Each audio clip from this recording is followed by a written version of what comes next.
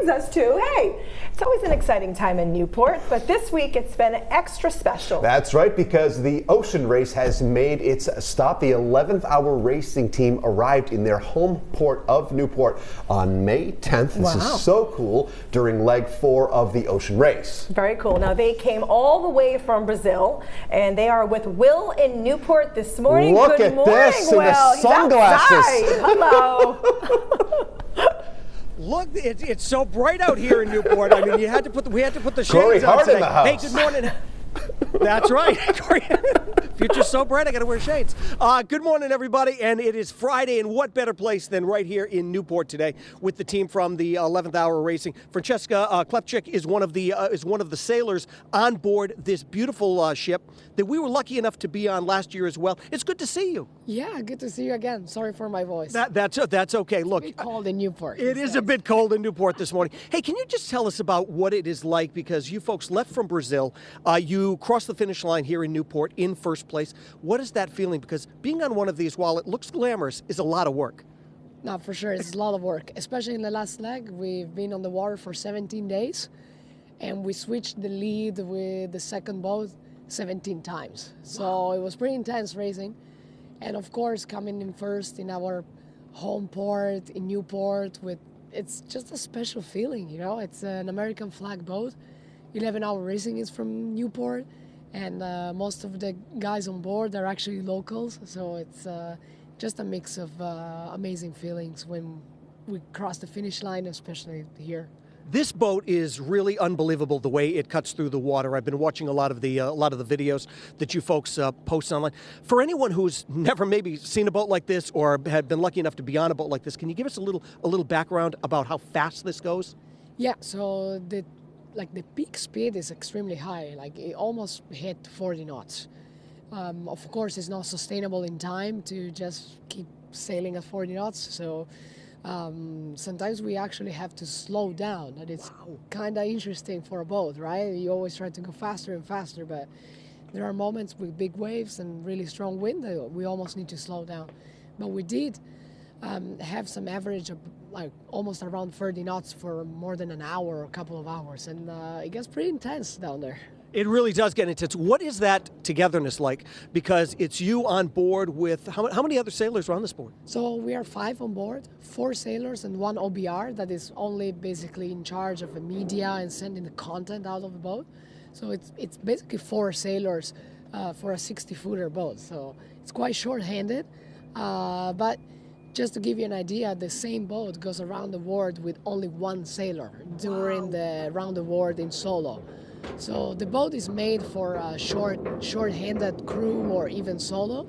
Of course, we are pushing really hard because we are 4 of us, and someone is always awake. So the boat gets pushed 100% all the time. Now, we were talking a little while ago because, like I said, I have been watching the videos online that you post, and for a while, and this really is unbelievable, for a while, the closest people to you, and just think about this for a little while, were the folks that are circling the globe in the International Space Station. Yes, it's actually a funny fact. So there is a point that it's called Point Nemo.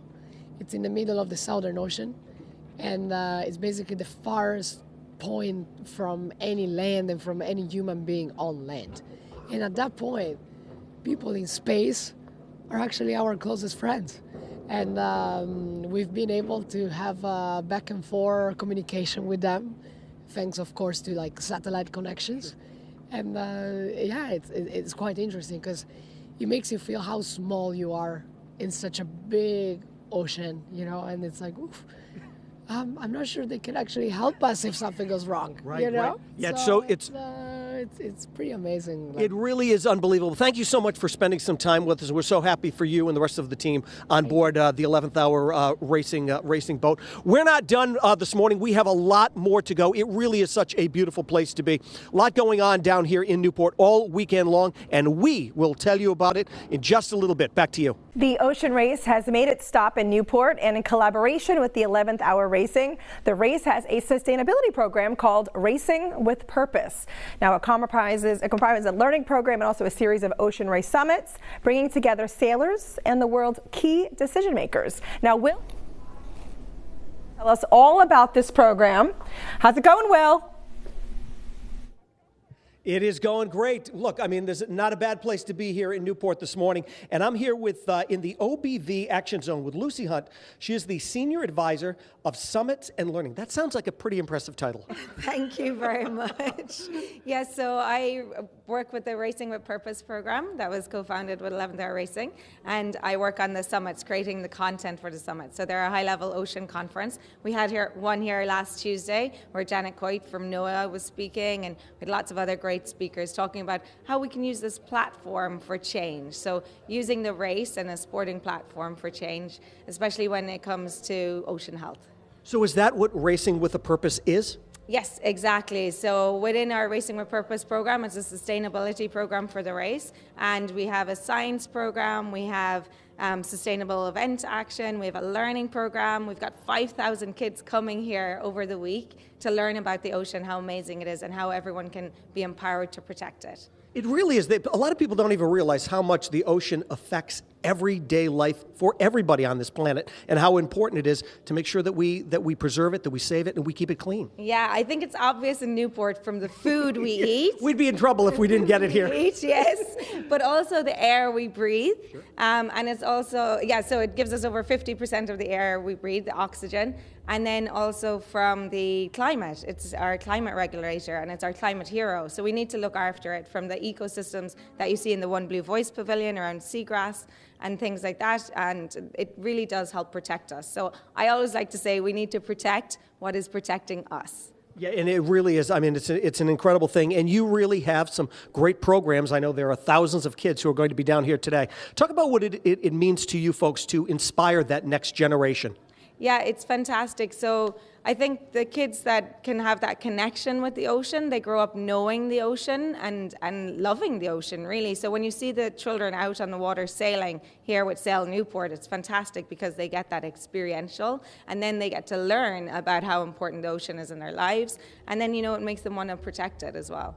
Your husband is one of the senior sailors on board one of these boats, right? Well, he's the sustainability manager with the 11th Hour Racing team, and he's also raced in the last leg. He's done quite a few miles. I think he's sailed more than the moon and back in miles. Yeah, but Damien Fox also, he sailed on the last leg, and of course it was fantastic to see them come in and win in their own home port. What does it mean to be here in Newport? Because obviously we are the ocean state, and it means so much to all the folks here in Rhode Island, but it also means a lot to this team and this organization. Yeah, no, it's fantastic, like the welcome that we have here, and when you see the streets, like, you know, with lots of decorations and just feeling such a warm welcome. And then, you know, this was the first state that brought the ocean rights bill to, and nature and ecosystems rights bill to the House state. So we had that, and then the mayor here of Newport has also signed his support for ocean rights here. So that's really huge. Are there some small things that we may be able to do to keep the ocean clean? Yeah, so anything from, you know, reducing your plastic use, especially single-use plastic, and then there's some great initiatives here around composting as well, because composting really does help reduce climate change and help keep the ocean clean as well. So healthy soils equals healthy seas. We don't even realize how much that plastic breaks down to little tiny pieces, and then the fish and everything else eat it, and exactly. Yeah, it's not a good thing. Coming back in the food cycle as well, and yeah, just reducing your energy use, things like that. Yeah. Well, it's great to have you here. Thanks so much for doing your part to keep these beautiful oceans that we have here in Rhode Island clean.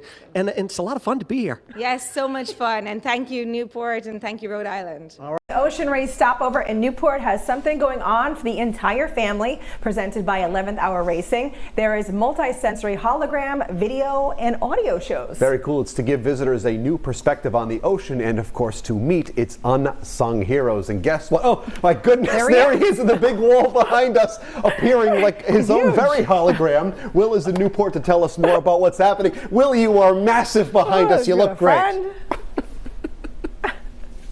That's right. We are back here in Newport. 11th Hour Racing is the place, and we are here with Lorraine McKenna. She is the sponsorship manager of 11th Hour Racing. It's good to see you again. We talked with you last year. Good to see you. Welcome back. Welcome back. Not a bad place to be, right? Not at all. Not at all. All right. So there is a big show in this right here behind us, this exhibit. It's an immersive experience, an interactive experience, and there have been hundreds of kids who are already come in. Tell us what goes on in here.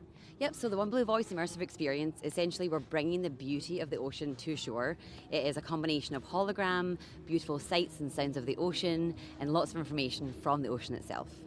Tell us about how you folks were able to develop this and put this together, because I remember going in last year and seeing how it's all set up. Absolutely. We've worked in collaboration with the Ocean Race for the past couple of years to develop this beautiful experience. And our goals is that people come through and feel that connection to the ocean. They're going to walk in and they're going to see what it's like to be a sailor thousands of miles offshore. And then they dive below the surface and hear from the ocean itself on the beauty of itself. And with all of these kids coming in, we were talking with Lucy just a little while ago on how important the ocean is, not only for you, but for the rest of the planet, obviously. What do you hope the kids take away and all of the visitors take away when they leave this experience? Absolutely. So we've had so far, this is our 5th day of school trips, and we're at 5,000 children so far have come through. What we hope, and the way the experience is set up, is that people go through the experience, they feel that connection to the ocean, and once people feel connected to something, they want to take the urgency to protect it. So they go through the experience, they hear from the ocean about its fragility and its beauty, and then they go into the action area where it's full of interactive experiences where they can learn about what they can do in their daily lives to mitigate their footprint and to protect ocean health. I was talking to you a little while ago and telling you you've got a pretty good gig because you've been traveling around the world, being able to set up things like this and teach people around the world about the importance of the ocean. And this has traveled to a few locations, right? Select locations around the country and around the world. Yeah, it's actually been to every stopover. We have varied setups, but this has been to every stopover so far. And we've had it in different languages, and we've had tens of thousands of people go through the experience and all leave through the action area where they've pledged to make some action. This is a pretty incredible setup that you folks have really put together down here. Talk to us about what it's like having all of these visitors and what it's like being right here in Newport. I mean, we're the ocean state. We're the ocean state, and we are so lucky to be the ocean state, but there are so many communities that don't have access to the ocean. So by bringing this experience around, we're bringing the ocean to shore so people of all different communities can come down and come experience it. So we're loving it. And I'm sure a lot of people who don't have access to the ocean like we do really do appreciate what you folks are doing to keep the ocean clean, to keep it healthy and sustainable as well. Absolutely. I mean, every second breath we take comes from the ocean, so it's our duty to make sure people know how they can protect it.